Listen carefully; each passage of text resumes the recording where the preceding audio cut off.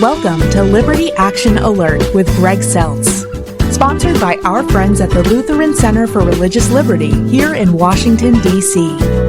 A program that cuts through the chaos and confusion in the culture today by talking to kingdom citizenship, bold biblical principles for a robust public Christian life. And now your host, Dr. Greg Seltz. Good day, Washington, D.C., and friends of the program all across the country. I'm Greg Seltz. Welcome to Liberty Action Alert. Today on our program, we are privileged to have Jamison Coppola, who is the Director of Government Affairs at the American Association of Christian Schools. And Jamison's a guy that I've been working with on the Hill now for the 5 years we've been in D.C. And they folks are fighting for our parochial schools because there are challenges out there. Welcome, Jamison. Greg, thanks so much. Glad to be with you today. Well, Jamison, I believe this, and I've been telling our people that schools are at the front lines of the culture wars, and our culture, we know, has been moving to this therapeutic indoctrination model of education, which is radically different than what we support. That education is a pursuit of truth. It's a moral, virtuous formation. And I'm just shocked at how the values and moral virtues that undergird a solid Christian education are now considered nefarious teachings in our country, at least by some. And so I guess my first question is that the lay of the land out there? I mean, what do you see legislatively or culturally that ought to concern us? And I'm speaking about those of us who value a solid parochial education for the sake of our children. Yeah, I don't think you're overstating the case, Greg, at all. And I don't think it's just a... I got to say that he does, folks, listen, he just said this. This is a guy who does this all the time, every day in the educational world. And he says, I'm not overstating this, because sometimes I think people do think we are. And it's pretty scary sometimes in that arena, correct? Yeah. I don't think it's just a matter of confirmation bias. Sometimes you see what you look for. I don't think that's it, because there's tangible things happening that kind of outline the battlefield, if you will, of for the minds of citizens, but especially minds of children. Right. And I don't think you have to look very hard to see those things. You and I were chatting earlier about the fact that we both have schools that are in our purview and our groups that have been sued, and judges and federal courts have come back and said, well, just the very fact that you're tax exempt means that the government supports you, and therefore you have to follow our regulations. You have to follow our rules as it relates to these new definitions of human sexuality. And so I think you and I could probably spend the entire time on the show just giving specific illustrations of this. But I think... So let me just say to our people so the Baltimore Lutheran schools have just been hit with that. And that's why it comes home to us, because we've got 2,200 schools, and then you said that you're dealing with a school of yours out in California. And again, like you said, folks, church and school, the parochial school system was meant to be tax exempt so that the government couldn't coerce us. We're the natural balance against a tyrannical government. That's what the church in the public sphere is all about. That's how the founding fathers understood us. That's why we're tax exempt. We're not tax exempt to get a special deal from the government. We're tax exempt to be a moral voice that keeps the government in check. And now they're using this ridiculous logic that being tax exempt means you're supported by the government. So again, talk a little bit about the case that you're dealing with out in California. Yeah, well, there's a philosophical part of it, like you said, that we want men's minds to be free, and specifically free about their religious conscience, right? The founders are clear about that. But there's a practical aspect to it too, Greg, and that is the value that our schools and our churches provide to the community. I'll give you a quick anecdote. We were building a new building when I was a school administrator, 15 years ago.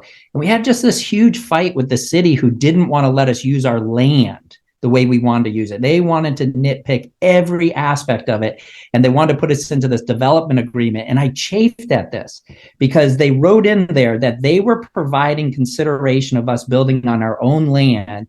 And because we were a tax exempt church school, that we were not providing anything of material good back to the city. And I thought, man, if they calculated the number of families that don't need social services because we're helping them raise good children, if they calculated the number of men that are not going to spend their night in the drunk tank, if they calculate the number of children that are learning how to read and write and will be productive citizens, we're providing a ton of value back to the community. So tax exempt status recognizes that individuals, these mediating institutions, as we call them, church and school, insulate the individual from the government and provide a service to the community that really is priceless. And so it's a really small cost for a community, for a government to provide tax exempt for the amount of good that our schools and churches do to the community. So there's the philosophical side and the practical side, both with this issue. Yeah, and there was a book, I can't recall it right now, but it was a study of the city of Philadelphia and what non-for-profits, especially church organizations, provided. And they did this study, and they said it's in the hundreds of millions of dollars worth of services and if they disappeared, there would be no government services that could keep up with them, because not only are they services provided, but they're provided at such low cost because people do it many times out of the goodness of their faith. Missional. They're missional. They're missional and with a service mindset, whereas the government comes in and says, pay us. And the reality is, if you did it, you would gut the city's services in a way that would cripple the city. And this was I think it was a sociological study, so it wasn't a particularly Christian study. And so, again, to that, philosophically, practically, but where did this aggressive government? I mean, that's what we're facing right now. They think of the parochial school system as something that's in the way of where they want to go. Yeah, and that's the way, it in some senses always have been. Our schools sit at the crossroads of many of these cultural issues, right? So something on the order, before COVID, I have to clarify our comments on this. Before COVID, about 90% of all students were publicly educated, and about 10% were either in private schools or homeschooled. Now, COVID, I think, is going to change that ratio. Depending on who you read, it may be upwards of now 15% of all students are in private or homeschool situations. Okay. But we're at that weird intersection where most people expect that society is transmitting its values through schools, right, to the next generation. Most of that's done in the public school, but here are our religious schools, religiously motivated. We have commandedness. Our religion tells us that we're supposed to train our children according to the precepts of Scripture, and so we do, right? So it's a two-sided equation for us. We're commanded to do it, and we do it willingly because we believe it's the truth. And now government is saying, not only are we going to control the 85 or 90% of how kids are taught in the public school, but we're going to come in and enter into that 10 or 15% of those people that are religiously motivated educating their students. And we're to tell you how you have to do it according to our principles, according to our standards, according to our new definitions of morality. And so our battle, you and I, what we do on the Hill is constantly be a voice to say, at the very least, the Constitution protects our rights to educate differently, to make those statements about the good, the true, the beautiful that you mentioned, to pass those values on to our kids. And so that's where our organization is. That's where I know you are at the crossroads of how far can society go to dictate to us what we must teach to our children, and how much liberty will we retain under the Constitution to teach a different way from at least a significant portion of our society. Well, and let's just be clear about this. When you use those phrases, 85% public, most people think this is the way it's always been. Public's always been secular, and now we have these unique religious schools. I think, again, people need to understand that the parochial system was fundamental to America. I mean, until not too long ago. I mean, John Dewey's the guy who keeps coming into my head, where he started to secularize the schools. But I understand. But parochial education was the norm at the founding, and I think even today there are people who think, well, the 10 Commandments, they teach the same things in public school that when it comes to the commandments and the moral structure of things, they teach the same thing over there that we teach in our schools. Because parochial schools are not unique because of our moral view. It's unique because of the view of the gospel and salvation. And so, that's not what's taught in public school, but we always assumed that the same basic moral teachings, honor your father and your mother, thou shalt not kill, thou shalt not steal, thou shalt not commit, those things were kind of fundamentally taught there, because the founding fathers said, if you have any law in society that fundamentally disagrees with the laws of God, it cannot be a just law. So that's how a lot of our people think. They'd be shocked to realize, wouldn't you say, what's being taught about the moral structure in public schools today? Yeah, again, I don't think you have to look far for examples of, those ideas that we talk about: honor your father and mother, that children are a blessing, not a curse, that there should be respect for those that God's put into authority. All those ideas that we think are common and fundamental. I don't think you have to go very far to look for illustrations in society where that's no longer true. I mean, right. I live in Virginia, where parents and parental rights, not in a religious context, but just their rights to have input in what their kids are taught in public school, and to be informed about whether or not their child was adopting a new sexual identity, to make sure that the curriculum was not explicit about not just even what we might call normal sex education, but a sex education into LGBTQ identities. Like, all of those issues were huge for people, because they said, listen, we don't even have input into our kids' public education anymore. Right. And so I don't think you have to look very far to say that those values and those ideas that were common in our founding, and common probably all the way up until maybe 60, 70 years ago, are no longer the leading values in our public education system, or no longer the basis for even writing our regulation and legislation any longer. Wow. Well, what are some, I know on the page, I was on your webpage, and by the way, you can go ahead and give out your webpage so people can get to know more about what you do. But I saw something on the Equality Act, and I know the Respect for Marriage Act is going to take up some of those issues. What are some, again, remind our people, again, why these issues, they seem like, I hear people say, oh, they're not going to affect our churches and schools because we're exempt.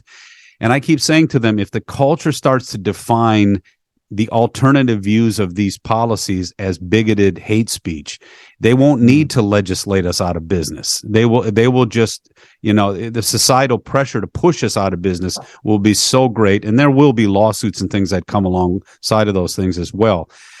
Talk about some of those kinds of issues. Yeah, the Equality Act, I think, has kind of faded a bit in favor of what is right now an active bill that does a lot of what the Equality Act, I think, would have tried to accomplish. And it's called the Respect for Marriage Act. Now, a lot of people that believe in traditional marriage have taken to call it the Disrespect for Marriage Act, because of what it does to those institutions and individuals that hold to traditional, natural, biblical marriage and the definitions that we see, not just in Holy Scripture, but also in nature. Male, female, union for procreation, for the rearing of children, for the preservation of posterity in society. Again, if you want to talk about some of the harms, it creates a private right of action. I mentioned this in a meeting. I don't know, Greg, if you were there, but I mentioned this in a meeting. One of the accusations our founders made against the king, that he was unjust, that he was an unjust ruler of a free people, was that he harassed them into compliance with his dictates, with his mandates. Right. And I've taken to saying that that's what this bill does. It provides a private right of action where people can sue individuals and institutions for holding to a view of marriage that is a biblical view of marriage, and say, you've somehow discriminated against me. So that even if an institution is able to protect themselves from that accusation, say, no, we didn't discriminate against you. We just hold to what we've always held to, what we've always believed. We haven't changed our mind about this. For 2 centuries, we've said this is what marriage is. So we didn't discriminate against you. Even if you were to win in court under the Religious Freedom Restoration Act, RFRA for short, you would still face costly litigation in order to defend what is a very reasonable, non-bigoted, historically accurate view of what marriage is. Yeah. And so we're very concerned about that, though. Yeah, and the process becomes the punishment, too. And most schools Correct. do not have the capacity to fight back, and that's exactly what they know. And if the government sues you, folks, they've got unlimited cash to come after you. And that's what's so nefarious about this. It would seem to me that people of all swipes, I mean, people on both sides of the marriage issue would say, well, we don't think this is what the government's role should be in this. And let me just say this. You know, even as you talk about our view of marriage and other people's view of marriage, the government has no business defining what marriage is anyway. In fact, we always tell people governments don't grant rights.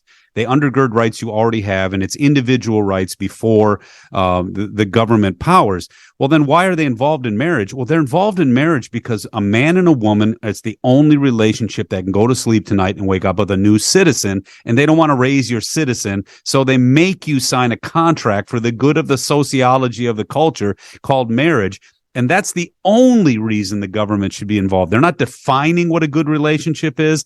By the way, I would say you do not want people on the Hill defining what a good relationship is. That is the worst thing you can do.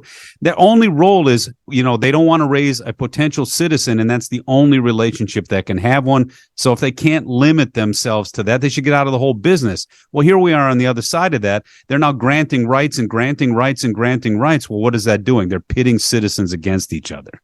They're starting to pit citizens against each other who have different views on these things. And that was what our founders said. No, let them work that out freely with each other in community. So you just pointed out that the nefarious part of this is that now there's a practical way where they can start to sue or harass schools out of business.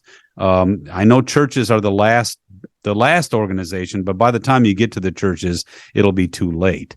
What are some other things you're seeing out there, whether it's culturally or legislatively, that we need to be aware of this, because we want our children to be well educated, but we also want to be open to educating whoever wants to come to our schools.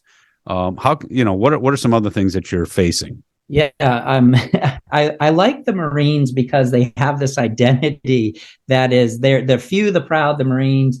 They have this motivation about them that they like to be the small group fighting tall odds. So when you ask me what we're concerned about, I take the Marines view. You know, you might have heard about the Marine. You know, they parachute in the middle of the enemy. The enemy's in front of them, beside them, behind them, and their reaction to that is, well, they can't get away from us now. You know, they've got us surrounded. The enemy can't escape. I love that. And I feel like that's what we're looking at as far as what the battlefield looks like is, you know, with rapidly changing cultural definitions for so many things about human sexuality and marriage and the role of parents and raising their children and what does it mean to be a man and a woman. I mean, all of that plays out in culture and in law, right? We live in a democratic republic. And so the people have a say in these things. And because we elect leaders, they also have a say that doesn't always line up with what the majority wants. And with those dynamics, you know, we see an executive branch that has redefined the term sex even outside of our historic understanding of it being male and female to make sure that men and women are treated equally under the law, to now meaning you can define your sex however you want. And so federal law is being rewritten with this new definition of maleness and femaleness. Title IX would be one of those things that has huge impacts in higher ed. Schools that hold to traditional views of marriage and maleness and femaleness, men and women, biologically, will their ability to educate college students be threatened? Schools, if like what these two courts have held up as tax exempt, meaning federal funding, would any school be able to hold to these traditional definitions without losing their tax exempt status?